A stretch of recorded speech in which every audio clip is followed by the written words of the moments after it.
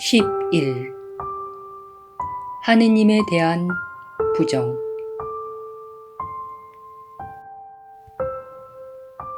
병의 신에게 바치는 의례는 이상하고 요구사항도 많다. 기쁨은 결코 허용되지 않는다. 우울이야말로 그에게 충성한다는 표시이기 때문이다. 우울은 내가 하느님을 맹세코 부정했다는 뜻이다. 사람들은 신성모독을 두려워하지만 그것이 무엇을 의미하는지 모른다. 그들은 하느님을 부정하는 것은 자신의 정체를 부정하는 것이며 이런 의미에서 죄의 대가는 죽음임을 깨닫지 못한다. 그것은 아주 문자 그대로 생명에 대한 부정은 생명의 반대를 지각한다는 의미이다. 그것은 모든 형식의 부정이 존재하는 것을 존재하지 않는 것으로 대체하는 것과 마찬가지다. 실제로 이렇게 할 수 있는 사람은 아무도 없지만 내가 그렇게 할 수 있다고 생각하고 그렇게 했다고 믿을 수 있다는 것에는 논란의 여지가 없다. 하지만 하느님에 대한 부정은 투사를 낳을 수밖에 없으며 너는 너 자신이 아닌 다른 사람들이 너에게 그렇게 했다고 믿을 것이다. 이를 잊지 말라. 너는 내가 주는 메시지를 받을 것이다. 그것은 내가 원하는 메시지이기 때문이다. 너는 형제들이 너에게 주는 메시지를 가지고 내가 그들을 판단한다고 믿을 수도 있지만 사실 내가 그들에게 주는 메시지를 가지고 그들을 이미 판단했다. 내가 기쁨을 부정하는 것을 그들 탓으로 돌리지 말라. 탓한다면 너에게 기쁨을 가져다 줄 수 있는 그들 내면의 불꽃을 볼 수 없을 것이다. 내가 우울해지는 이유는 그 불꽃을 부정하기 때문이다.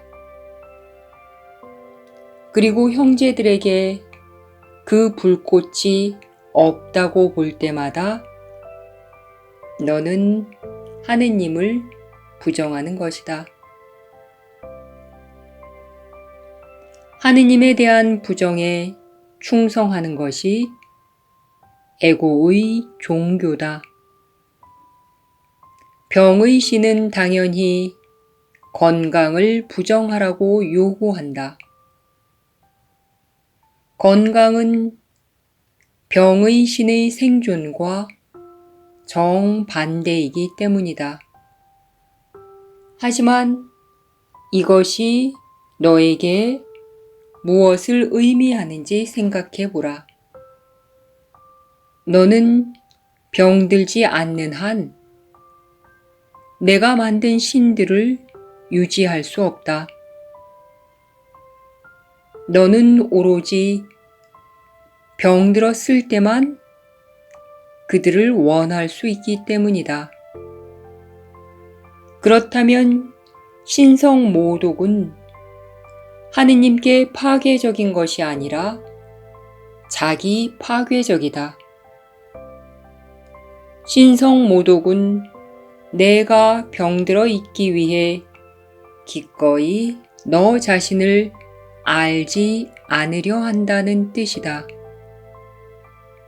너의 신은 바로 이러한 공물을 요구한다. 그는 내가 정신 이상 상태에서 만든 정신 이상 아이디어이기 때문이다. 병의 신은 많은 형식을 가졌고 비록 다른 많은 것들로 보일 수는 있지만 단지 하느님에 대한 부정이라는 아이디어에 불과하다. 병과 죽음이 하느님의 뜻을 거슬러 하느님 아들의 마음에 들어왔다. 하느님에 대한 공격은 그가 자신에게 아버지가 없다고 생각하도록 만들었으며 그는 우울해져서 우울의 신을 만들었다.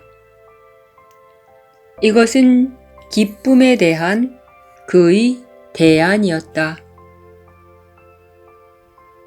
그는 자신이 창조자이기는 하지만 또한 창조된 존재라는 사실을 받아들이려 하지 않았기 때문이다. 하지만 아들은 아버지 없이는 무력하며 아버지만이 그를 도울 수 있는 분이시다. 우리는 앞에서 너 자신만으로는 아무것도 할 수 없다고 말했다. 하지만 너는 너 자신에게서 나오지 않았다. 만약 그렇다면 내가 만든 것은 참일 것이며 너는 결코 그것에서 벗어날 수 없을 것이다. 내가 아무것도 걱정할 필요가 없는 이유는 내가 너 자신을 만들지 않았기 때문이다. 너의 신들은 아무것도 아니니 아버지는 그들을 창조하지 않으셨기 때문이다. 너의 창조주가 당신을 닮지 않은 아들을 창조할 수 없으셨듯이 너는 너의 창조주를 닮지 않은 창조자들을 만들 수 없다. 창조는 공유이기에 그 자신과 닮지 않은 것을 창조할 수 없다. 창조는 오로지 자신의 정체만을 공유할 수 있다. 우울은 고립이며 따라서 창조되었을 리가 없다. 하느님의 아들이여, 너는 죄를 지은 것이 아니라 단지 크게 잘못 생각했을 뿐이다. 하지만 이것은 교정될 수 있다. 그리고 하느님은 내가 당신께 죄를 지을 수 없음을 아시기에 너를 도우실 것이다. 너는 내가 하느님을 얼마나 사랑하는지 인식한다면 하느님을 부정할 수 없다는 것을 안다. 따라서 너는 하느님을 사랑했기에 부정했다.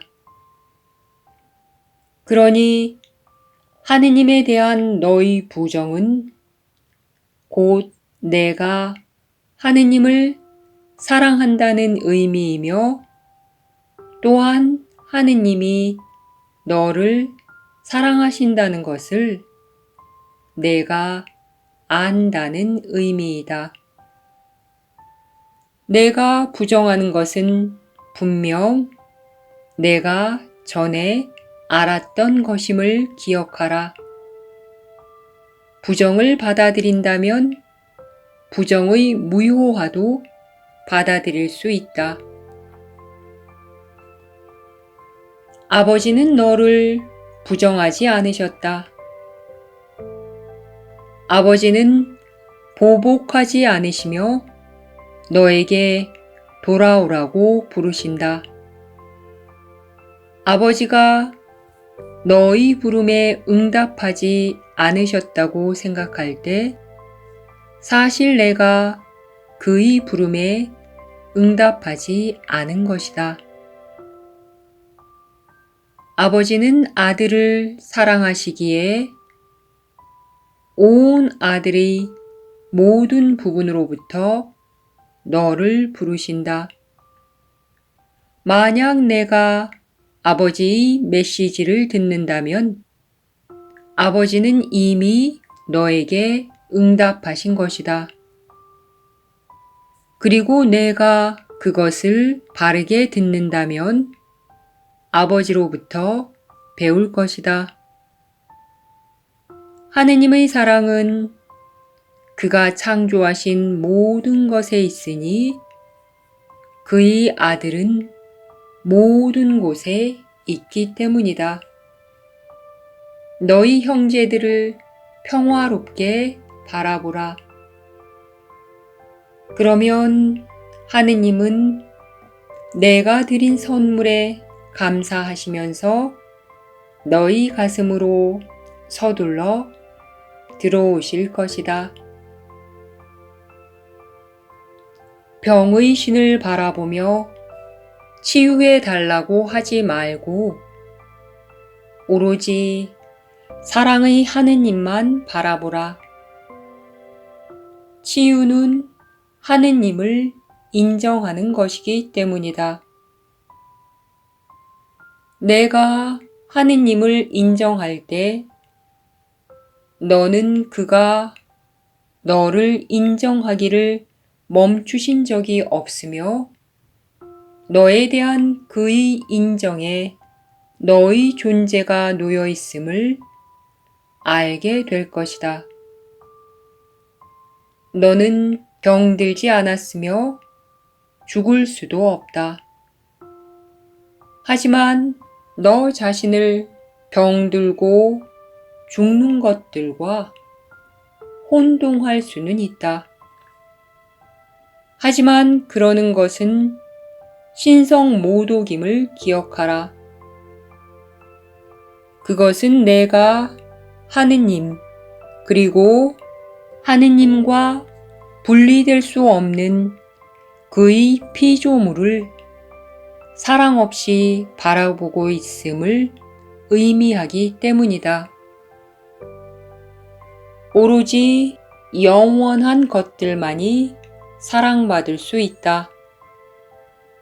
사랑은 죽지 않기 때문이다. 하느님에게서 나온 것은 영원히 하느님의 것이다. 그리고 너는 정녕 하느님에게서 나왔다. 하느님이 당신 자신을 고통받도록 허락하시겠는가? 당신이 받아들일 만하지 않은 것을 아들에게 주시겠는가? 하느님이 창조하신 대로의 너 자신을 받아들인다면 너는 고통받을 수 없다. 하지만 그러기 위해서는 하느님을 너의 창조주로 인정해야 한다. 그렇게 하지 않으면 내가 벌받기 때문이 아니라 단지 아버지를 인정하는 것은 있는 그대로의 너를 인정하는 것이기 때문이다. 아버지는 너를 죄가 전혀 없고 고통도 전혀 없으며 그 어떤 고난도 없도록 창조하셨다.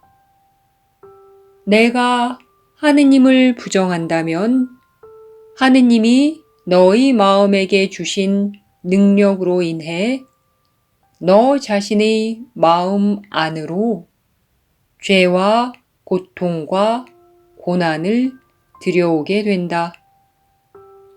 너희 마음은 세상들을 창조할 수 있다.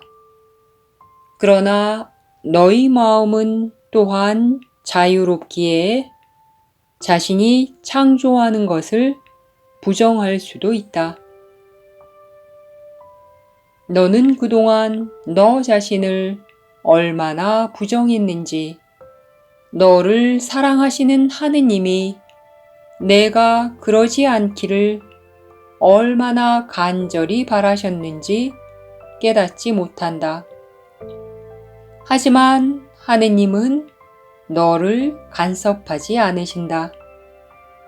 만약 당신의 아들이 자유롭지 않다면 하느님은 그를 아실 수 없을 것이기 때문이다.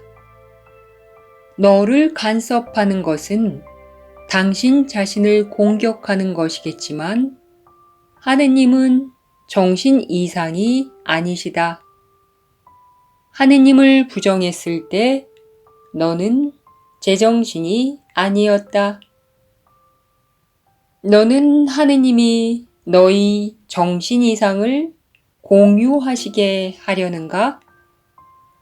하느님은 당신의 아들을 사랑하기를 결코 멈추지 않으실 것이며 아들도 하느님을 사랑하기를 결코 멈추지 않을 것이다.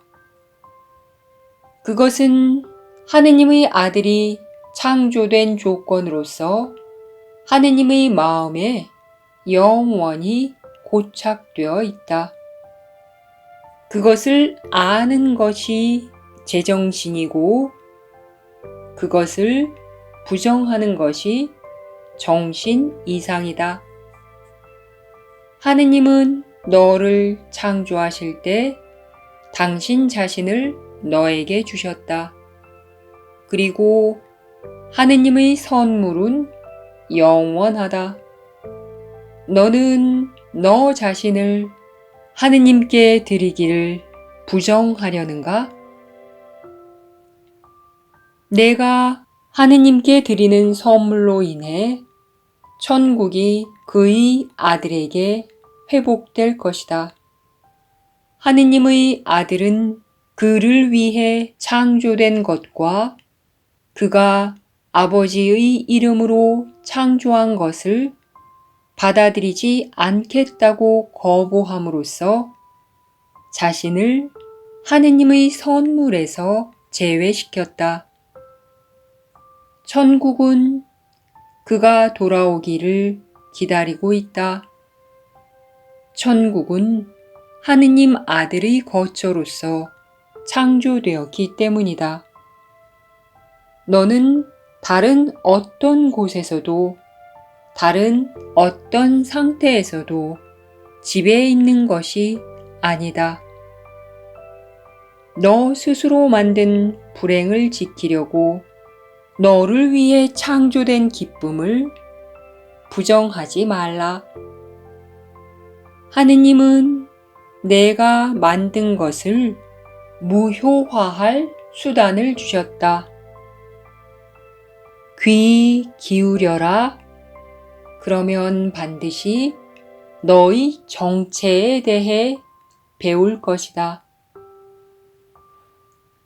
하느님이 당신의 아이들을 전혀 죄 없다고 아신다면 그들을 유죄라고 지각하는 것은 신성 모독이다. 하느님이 당신의 아이들에게 고통이 전혀 없다고 아신다면 어디서든 고통을 지각하는 것은 신성 모독이다. 하느님이 당신의 아이들을 전적으로 기쁘다고 아신다면 우울을 느끼는 것은 신성모독이다. 이 모든 환상들, 그리고 신성모독이 취할 수 있는 다른 많은 형식들은 피조물을 있는 그대로 받아들이기를 거부하는 것이다. 하느님은 당신의 아들을 완벽하게 창조하셨기에 내가 그의 실제에 대해 배우려면 그를 완벽하다고 보는 법을 배워야 한다. 그리고 온 아들의 일부로서 내가 너의 실제에 대해 배우려면 너 자신을 완벽하다고 보는 법을 배워야 한다. 하느님이 창조하지 않으신 것은 아무것도 지각하지 말라. 그렇지 않으면 너는 하느님을 부정하는 것이다.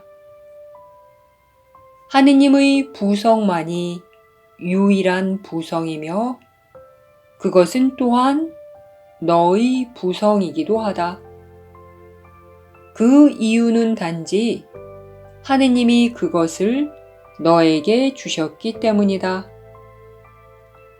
내가 자신에게 주는 선물은 무의미하지만 너희 창조물들에게 주는 선물은 하느님의 선물을 닮았다.